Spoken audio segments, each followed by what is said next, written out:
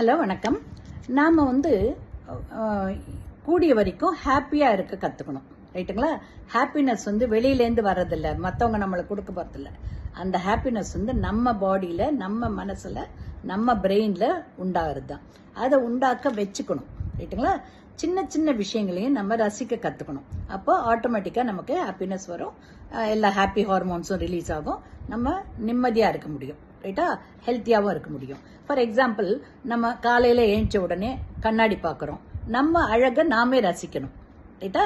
நமக்கு என்ன வேணுமோ அதை செஞ்சு நம்ம ரசிக்கணும். நமக்கு வேண்டிய நல்ல ட்ரெஸ்ஸை ஹாப்பியாக போட்டுக்கணும். சின்ன சின்ன குழந்தைங்களையோ இல்லைன்னா ஃப்ளவர்ஸு எதையானோ நேச்சுரல் இதை ரசிக்க கற்றுக்கணும். மற்றவங்களை பார்த்து நம்ம ஸ்மைல் பண்ண கற்றுக்கணும். அப்போ அவங்கள நம்மளை பார்த்து ஸ்மைல் பண்ணுவாங்க, ரைட்டா? கனிவாக பேச கற்றுக்கணும். யாரையும் சிடுன்னு திட்டாமல் கனிவாக பேச கற்றுக்கோங்க, ரைட்டா?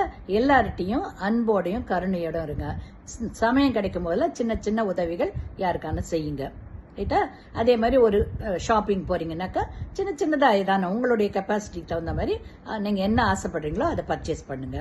இனிமையான சாங்ஸ் கேளுங்க, ரைட்டா? இந்த மாதிரி ஒவ்வொரு ஐட்டம்லையும் நமக்கு ஹாப்பினஸ் இருக்கு. அதை நம்ம என்ஜாய் பண்ணி அதை இது பண்ணி ப்ராக்டிஸ் பண்ண கற்றுக்கணும். So we will be happy always and ஹெல்த்தியாகவும் இருக்க முடியும். ஓகேங்களா?